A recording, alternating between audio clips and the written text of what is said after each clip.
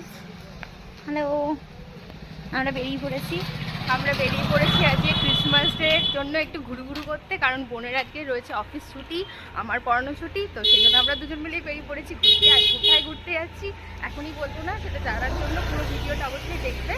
আর কোথায় যাচ্ছি গিয়ে দেখাবো, চলো যাই।